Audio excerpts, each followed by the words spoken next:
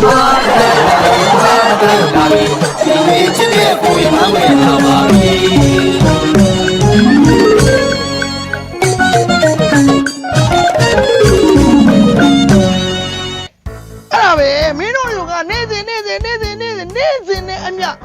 ဟာတွေကိုပြောနေရတာတွေကငါပင်မန်းနေပြောအလကားပြောနေရမှာဟုတ်ဟမ်မင်းတို့တွေလို့ပြောအောင်ဒီကိတ်မှလည်းခမရနဲ့ကြုံလဲနှစ်စီးပဲရှိတာဟာနောက်ဆိုဒီမှာအများကြီးပြသွားမယ်လေငါချမှတ်ထားတဲ့စီးကနေငါထုတ်ထားတဲ့ဒီလောတွေကြောင့်ငါတို့ရဲ့ KDK ကြီးနောက်ဆိုလို့ချင်းအစီးပေါင်းရာထောင်ပေါင်းများစွာဟောအဲ့ဒါဆိုရင်လမ်းတော့သွားလို့ရတော့မှမဟုတ်တော့အဲ့လောက်ကြက်ပိတ်သိနေမလို့အဲ့လောက်တွေးစရာမလို့ဘာဖြစ်လို့ငါဒီစီးကနေပြောနေရတာလဲဆိုတော့ KD သမားတယောက်ရင်ထဲမှာထားတဲ့နဲ့သစ္စာတရားတွေရှိတယ်အဲ့ဒါတွေကိုမင်းကငါနားလည်အောင်ရှင်းပြနေရအလကားပြောနေရမဟုတ်ဘူးဟုတ်တယ်နော်သဘောပေါက်တယ်မလားဒါဘာကြောင့်ဒီစီးကန်းတွေကိုငါထုတ်ထားတာလဲမေးစရာရှိတယ်အခုချမှတ်ရတဲ့စီးကန်းတွေခိုင်မြဲမှာအုံးမြင့်ကြီးခိုင်မာနေမှာငါတို့ရဲ့ဒီ KDK ကြီးကအစိုးရှည်ကြမှာဟုတ်တယ်နော်ထွန်းရှည်ငါပြောတာပဲလက်ခံအစိုးရှည်ကြမှာ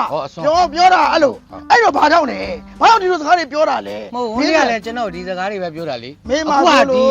KDK ကစီကန်းချက်တွေအစ်စ်ထပ်တိုးလို့လားမဟုတ်တာတွေပဲအဲ့ဒါဘာတွေလဲဆိုတော့ဥပမာဒီကနေပြီးဈေးကိုသွားမင်းဘယ်လောက်ယူမလဲ3000ဟုတ်ပြီဈေးကနေဒီကိုပြန်လာရင်6000ပေါ့နှစ်ဆတောင်းရမယ်ဟာကြောင့်ဘာလဲနှစ်ဆတောင်းရမှာမဟုတ်လေ तू ကသွားပြန်သွားမှာဖြစ်တဲ့အတွက်ကျွန်တော်သွားတော့3000ဆိုတော့အပြန်ကြတော့3000နဲ့ဘောင်းရင်6000ရပါသွားပြန်6000အဲဒါသစ္စာတောင်းရသေးတယ်အဲ့ဒီပုံမှာမူတည်ပြီးကိုကကျွန်တော်6500လောက်ပေးပါလားဗျာဒါသစ္စာပြတ်တယ်ဟုတ်တယ်နော်ဒါသစ္စာပြတ်သွားတာအဲ့တော့မင်းကနောက်တစ်ခုထပ်မေးမယ်ကွာဒီငါတို့ကယ်ရီပေါ်မှာပစ္စည်းတစ်ခုကြံခဲ့ပါပြီတဲ့မင်းပြန်ပေးရမှာလားမပေးရဘူးလားသူ့အိမ်လိမ့်စားမှမသိတာအိမ်ယူသွားမှာပေါ့အပိုင်ယူရမယ်လေဒါပဲဘာလဲဘာပိုင်ယူရမှာလဲမရအောင်ရှာပေးရမယ်မပေးနိုင်ဒီဂိမ်းမှာခဏအများကြီးလာငါစီမအပ်ထားမယ်လေငါဂိမ်းမူနေရဖြစ်လာမဟုတ်ဘူးတော့ဂိမ်းမူတယောက်ဖြစ်ဖို့ဆိုတာတော်ရင်ချင်းနဲ့ဖြစ်တာမဟုတ်ဘူးမင်းသိလားမဟုတ်လေခမရဒီဂိမ်းမှာဂိမ်းမူလို့ပြောအောင်ခမရကခန့်တာငါခန့်တာလားဟေ့ဂိမ်းမူတဲ့ဒီဂိတ်ကိုမင်းမလာခင်အရင်တော့ငါတယောက်တည်းဒီနေရာမှာခင်ဗျားဒီဂိတ်ကိုရင်ရောက်လို့ဂိမ်းမူဖြစ်တာပါဗျာကျုပ်ရင်ရောက်ကြည့်ကျုပ်လည်းဂိမ်းမူပဲဟေ့မင်းငါနေရာလူကျင်တာလားမလူပါဘူးဒီမှာငါဂိမ်းမူငါချမှတ်တဲ့စီကန်းတွေကိုမင်းမလိုက်နိုင်ဘူးဆိုလို့ရှိရင်တခြားဂိတ်ကိုသွားဟုတ်ကျွန်တော်တခြားဂိတ်တော့မပို့ပါနဲ့ဗျာဟုတ်အိုက်ဂိတ်တွေကစီကန်းကြီးတယ်အေးငါလိုစီကန်းမရှိတဲ့ဂိတ်ပါပဲနေကြားလားဟေ့ဘာလဲဒီမှာလည်းအဆင်ပြေတယ်လို့ကျွန်တော်တခြားဂိတ်မသွားချင်ဘူးလို့ဟောပါနော်စီကန်းတွေကိုသိတယ်နော်ဟုတ်ကဲအားလားဟုတ်အားတယ်ဗျဘယ်သွားမှာလဲကားဂိတ်သွားကားဂိတ်အားတယ်ဘယ်လောက်ယူရမလဲ2000ပဲပေးကို2000လာဒီဘက်ကိုလာဟုတ်ကဲ့ဟုတ်ပါကိုထားမဟုတ်ဘူးလေဂိမ်းမဟုတ်ကျွန်တော်လည်းလေဒီဒီဘက်ကိုခေါ်မယ်လို့မင်းထင်နေတာလားသစ္စာရှိတယ်ဟုတ်အခုဒီမှာကျွန်တော်ဂိမ်းမူနေမင်းဒါပြီးပဲသွားအောင်ပါဒါပြီးကျွန်တော်လူရရင်ရမရရင်ဒီကိုပြန်လာမှာလေအေးမင်းပြန်လာခဲ့မင်းကိုပြောမယ့်စကားတွေကြံနေသေးတယ်ဒါကိုကြံနေသေးတာစီကန်းတွေပြောအောင်ပါမနက်မိုးလင်းတဲ့ကပြောတာဒီမှာနေတောင်ခေါင်းပေါ်တက်တဲ့ရောက်နေစီကန်းတွေလူကြီးတန်မိုးလေဟုတ်ကဲ့ပါမင်းနားလဲရမယ်လေပြန်လာခဲ့မှာမင်းပြန်လာတော့ဟုတ်ကဲ့ငါစကားအများကြီးမပြောရင်ပါညောင်းနေကိုကျွန်တော်ခဲလုံးလေးကြံကျေးဇူးပါဂိမ်းမူကအားကိုရတယ်စီကန်းတွေလူကြီးတန်မိုးဟုတ်ကဲ့ပါခင်ဗျဒီဂိတ်ကြီးဟောအစိုးရှည်ကြအောင်လို့စီကန်းတွေနဲ့တီးထောင်ထားတာနော်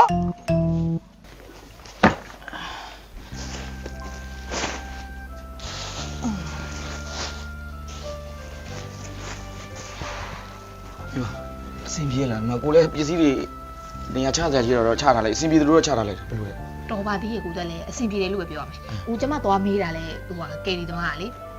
သူတရက်ကို9000မပေးရမယ်လို့ပြောတယ်ကျမတို့ကလည်းပြောင်းလာတာမကြသေးဘူးဆိုတော့ဟိုအဲ့ဒါနည်းနည်းအဆင်ပြေပါမလားမပြေပါမလားရှင်ဆွဲရတာအဲ့ဒါလေးပဲစိတ်ကူတာကျမကဟိုဘာပဲပြောလေခါကိုလေးပြောင်းလာပြီဆိုအလုပ်ကတော့ရှိမှရမှာဆိုတော့ဘီရွယ်လေးပါလေးဆွဲဖို့တော့ကိုအဲ့ဒါကြောင့်သွားပြောခိုင်းတာသူကတရက်ကို9000ပေးပြမယ်တဲ့9000ပေးရမယ်တို့အဲ့ဒါကိုချော့ပေးတာတဲ့တမင်တတ်တဲ့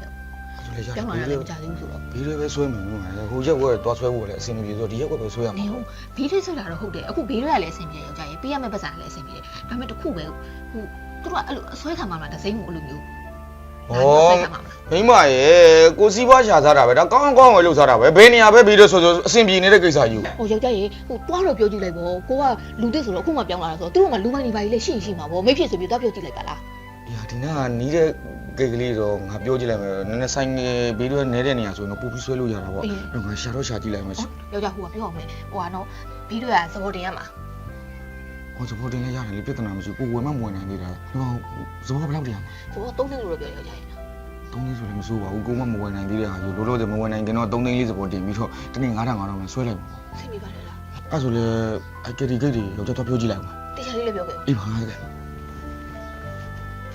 ယောက်ျားအစင်မြောင်ပြောခဲ့အောင်နော် အေးပါရဲ့အေးပါ အဲ့ဒါပြန်မလာသေးဘူးလားမသိဘူးတော်ပြောချင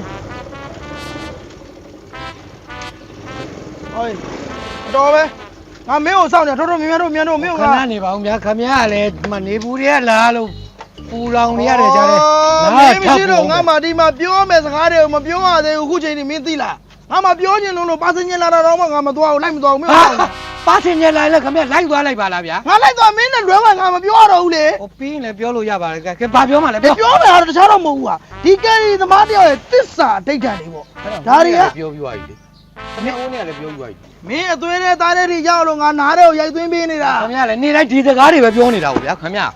ရေးမပါ မင်းရလဲကွာဒါတွေမင်းကိုမြင် တော်ပြီခဏလေးနော်ကျုပ်ရေးလေးတောက်လိုက်နော် ကဲတော့ငါမှမင်းကိုပြောချင်လို့အားကြီးလို့တနေ့နဲ့တနေ့ ဘာရေးမှလည်းမရှိတော့ဘူးကွာ ပြမဖြစ်တာလေ ရေဘူးဒေါသဖြစ်တာရေဘူးဒေါသဖြ ဒီ စ် ဘုတော့ဖြစ်တာသိကြရနော် တေးကြတယ် ငါမဟုတ်ဘူးနော် မဟုတ်ဘူးဗျာ အေးအဲ့ဆိုလည်းငါဆက်ပြောမယ်အေးငါပြောချင်တဲ့စကားတွေကဘာတွေလဲဆိုတော့ကယ်ရီသမားတယောက်မှာရှိတဲ့ရှိကြိုက်တဲ့တစ္ဆာနှစ်ချက် သစ္စာ၄ချက်လောက်ရှိရမှာမဟုတ်ဘူး ငါတို့ကစီကနှစ်ခုပဲထုတ်ထားတာအများကြီးမဟုတ်အများကြီးမဟုတ်အများကြီးမဟုတ် နှစ်စီးတည်းမဟုတ်လို့ နှစ်စီးနဲ့မဟုတ်နှစ်ချက် ဟုတ်ဟုတ် အဲ့တော့ဘာတွေလဲ ဘာလေးလဲ တတ်မှတ်ထားတဲ့လမ်းမှာတတ်မှတ်ထားတဲ့အကွာအဝေးကိုတတ်မှတ်ထားတဲ့ပတ်စံကိုပဲကောက်ခံရမယ် ဟောတတ်မှတ်ထားတဲ့နှုံးသားအတိုင်းပဲ အေးဟုတ်တယ်နော်မှတ်မိတယ်နော် မှတ်မိတယ် မှတ်မိလားပြန်ပြောစမ်း ဟိုတတ်မှတ်ထားတဲ့လမ်းပေါ်မှာ ရမင်းများကြီးပြောငါပဲပြောမယ်မင်းများကြီးမပြောနဲ့ငါပဲပြောမယ်ငါမင်းကိုပြောချင်လို့အကြီးလို့ထိုင်ဆောင်နေတာတနေ့ကိုဘယ်မှမသွားပဲနဲ့ တစ်စီးတစ်ခေါက်လောက်တော့ထွက်လိုက်ပါလားခင်ဗျ ဘယ်သွားမှာဆိုလို့ ကျွန်တော်လည်းနားကြီးတက်တာတော့ မင်းကငါချမှတ်တာစီကန်းတို့မလိုက်နိုင်ဘူးလား နေတိုင်းပြောနေတော့ခဏခဏမှတ်မိနေခင်ဗျားက မလိုက်နိုင်ကြိုက်တဲ့ခိတ်ကိုသွားလို့ရတယ်နော် စီကန်းကြီးလို့ဟိုဘက်ဂိတ်တွေက မင်းကဘလောင်ဘလောင်နေမပြောတဲ့စကားတွေကို ဟုတ်ကဲ့ ရှင်းလား ရှင်းတယ် အဲ့တော့နောက်တစ်ခုကဘာလဲနောက်တစ်ခုကဘာလဲကြံခဲ့တဲ့ပစ္စည်းတွေကိုအိမ်နိုင်ရောက်ပြန်ပို့ရမယ် သူတို့အိမ်တွေကိုကျွန်တော်မမှတ်မိတဲ့ခါကျဘယ် မ လို မမိလေစောင့်နေရမယ်လေစောင့်နေရမယ်လေလာရွေးချိန်စောင့်ရမယ်လေ ဟိုဒီတိုင်းမှာထားခဲ့လို့မရဘူး ငါယူထားပေးလို့ရတယ် အေးအဲ့လိုထားမှရမယ်လေသူတို့အိမ်တွေကြတော့ကျွန်တော်ကဟိုတိန်လည်းလိုက်ပို့ရတယ်ဒီတိန်လည်းလိုက်ပို့တာဘယ်အိမ်မှကျွန်တော်မမှတ်မိတော့ဘယ်လိုက်ပို့ရမှာကျွန်တော် ကဲဟုတ်ပါပြီပြောချင်တဲ့စကားတော့အများကြီးမရှိဘူးအေးဘာတွေပြောချင်တာလဲဆိုတော့ကယ်ရီသမားတယောက်ရဲ့တစ္ဆာအဋ္ဌာန်တွေ အဲ့ဒါတွေကတိပြီးသွားပြီခင်ဗျနေတိုင်းပြောနေရိုးနေပြီချုပ် အင်းကလည်း ဟုတ် ကယ်ရီလား မဟုတ်ကယ်ရီမဟုတ်အဲ့ကယ်ရီကိစ္စပဲလာတာပါ ကယ်ရီကိစ္စ ဟုတ် ဘာဘယ်တော့ကျင်တာလဲပြော မဟုတ်ဘယ်မှသွားချင်တာမဟုတ်ပါဘူးကျွန်တော်ဒီကိုပြောင်းလာတာမကြသေးဘူး5ရက်လောက်ပဲရှိနေတယ်ကျွန်တော်လည်းဟိုအရင်တော့အခုက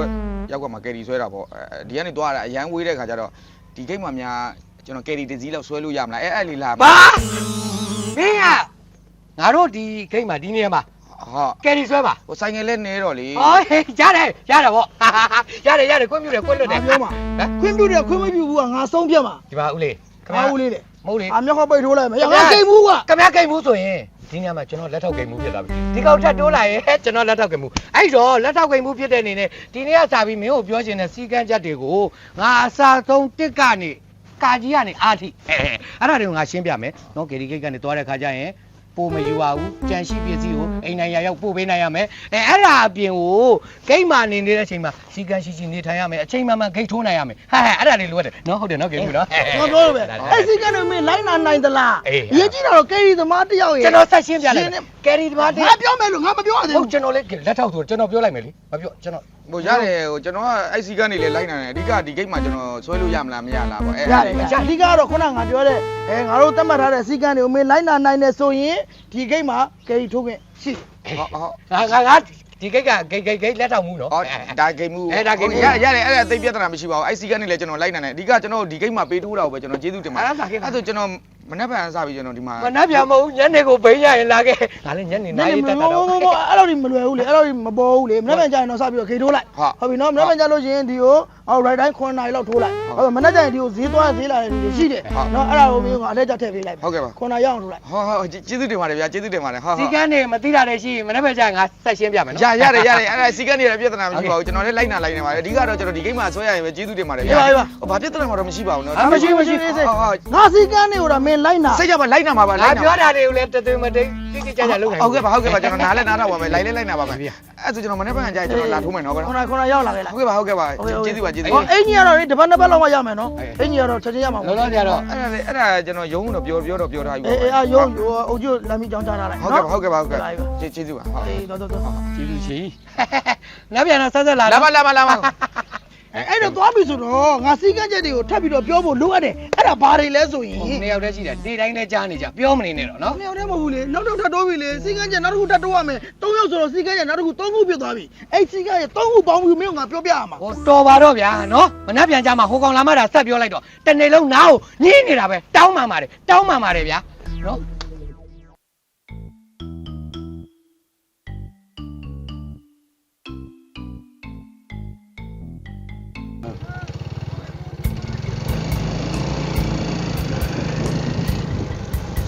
ရ ရပြီရ ဟာဟို သူတို့ဘယ်လောက်ပေးရ 4000ပါ ဟာအခုဒီနေ့နဲ့ဒီခီးကို2000ပဲပေးရတယ် မရဘူးဗျ4000ပဲဒါကျွန်တော်လည်းပို့နေကြ4000 ဟာအခုကျန်တဲ့လူတွေအကုန်2000လေးပဲတောင်းတာပါ မရပါဘူး4000ပါပဲဟုတ်ဒါကျွန်တော်တောင်းနေကြတိုင်းပဲတောင်းတယ် ဟောစီးပြီးမှဗျာဘယ်တက်နိုင်ပုံမှန်4000တခါမှမကြောက်ဘူးဒီလမ်းဒီဟောအိမ်ရိုင်းစုခံအောင်ပဲကယ်ဒီကညာတောင်းခံရတယ် မဟုတ်ပါဘူးကျွန်တော်ညာမတောင်းပါဘူးကျွန်တော်ပို့နေကြအတိုင်းပဲတောင်းတာပါ ပြီးတော့ဗျာ ဟုတ် ဒါလည်းဒီနေ့လက်မကောင်းဒီရဒီတော့ပါ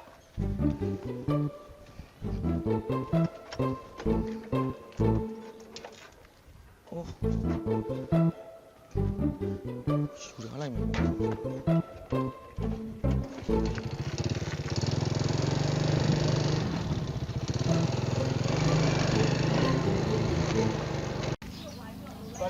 อืม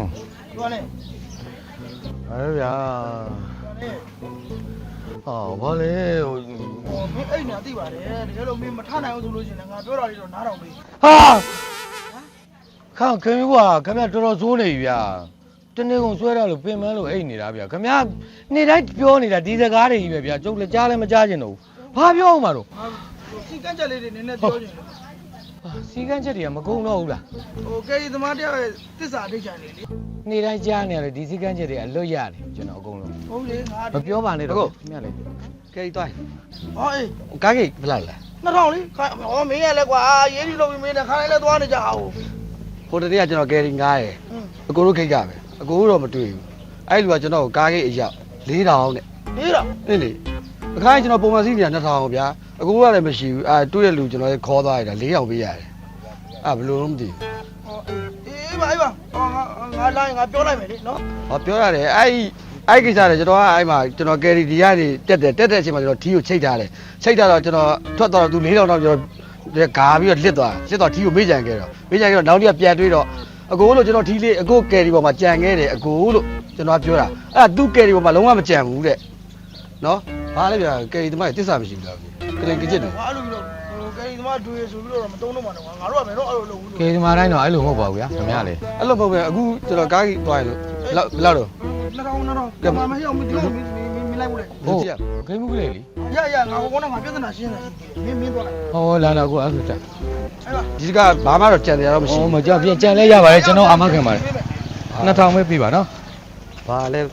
အဲ့ဒါကျွန်တော်သွားလိုက်မယ်နော် ရိုင်းလည်းပြောမနေပါနဲ့ဗျာဘာမှတန်မိုးရှိတဲ့အရာမဟုတ်ဘူး အဲ့တော့တော့ရ ရတယ်သွား ဂိမ်းမှုကျွန်တော်ဂဲလုံးလေးကျေးဇူးပါကောင်းပြီနော်ကျွန်တော်ဂိမ်းမှု ရတယ် ဒိတ်ပဲမရှိတာကွာလူတွေကလုံးမရှိရင်တော့ကျွန်တော်စီကန်းကြတယ်လိုက်နာပါမယ်လိုက်ပါတဲ့ရလေကြောက်ဒိတ်ပဲမရှိတာညာတော့ခိုက်ကိုတိတ်ကချတွေ့မယ်ကောင်ဒါငါခိုက်ကိုတိတ်ကချတယ်အေးမလက်နဲ့မင်းအဲ့ဆိုင်ကယ်ကိုမလက်နဲ့ချက်လာခဲ့မင်းဒီကိုလာခဲ့ရောက် ဘာဖြစ်လို့တော့ မင်းလာခဲ့မင်းဒီနောက်လာခဲ့ငါချမှတ်ထားတဲ့စီကန်းတွေမင်းနားမလဲဘူးလားဟာမင်းလူမဟုတ်ဘူးလားမင်းကဘာပြောတာလဲ ကျွန်တော်ဘာလုပ်နေလို့တော့ကျွန်တော်ဒီမှာအေးအေးဆေးပဲဆွဲတာလေ မင်းကဘာပြောတာလဲကားကိတ်ကိုဘယ်တော့တောင်းမလို့မင်းကဘာပြောတာလဲ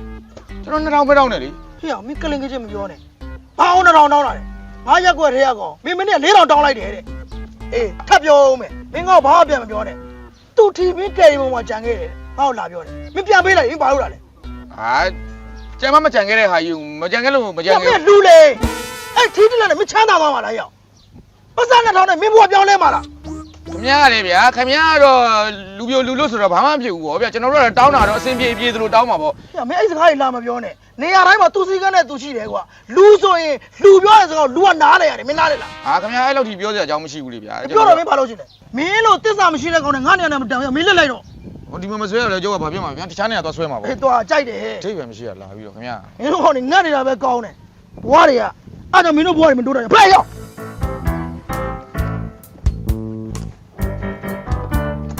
ဟဲ့မင်းမမြင်နေဘူးနော်။ငါသမက်သားကြီးပြန်လာမင်းမမြင်နေဘူးနော်။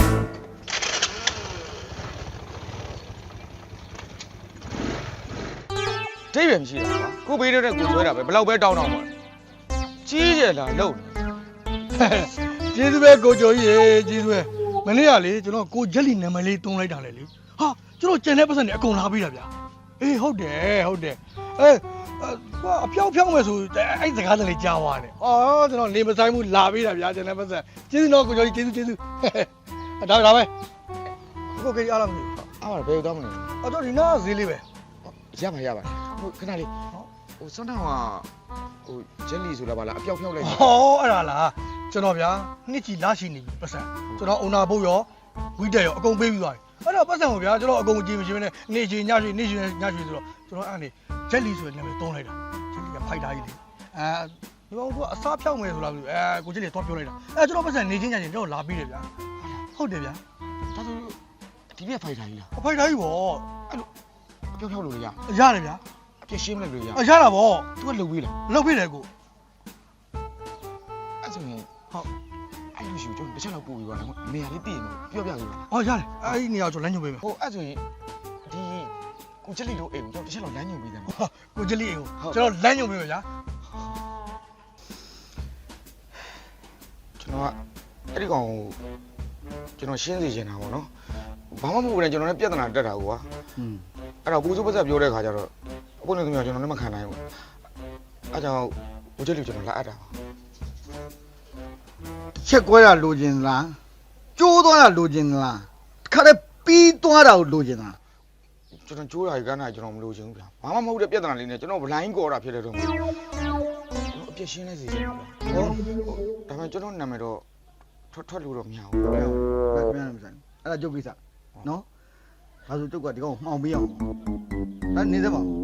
ဒီကောင်ဘာနေတာ တော့ဒီရက်ွက်တည်းရ နော်နီးတာဗောနောက်ပေါက်တွေဖြစ်မယ်တလုံးစားလည်းမရှိကွာနှလုံးစားလည်းမပြည့်နာမည်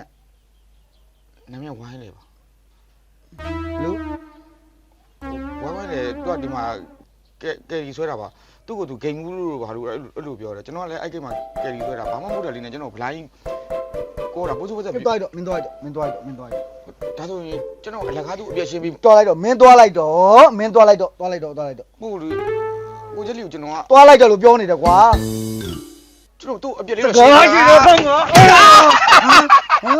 မတ်ပြီလား အဲ့ဒါကျွန်တော်ဘာလို့မလိုက်တော့ရလဲလို့ အဲ့ဝိုင်းလေဆိုတဲ့ကောင်ကငါ့ရဲ့ညီအရင်ခောက်ကွာ ဒါဆိုရင်ကျွန်တော်အပြည့်ရှင်းခိုင်းတဲ့ကောင်ကဝိုင်းလေအကူရဲ့ညီ ဟုတ်တယ် ဆွေမျိုးတွေမှာတဲ့တယ်တူရတယ်လို့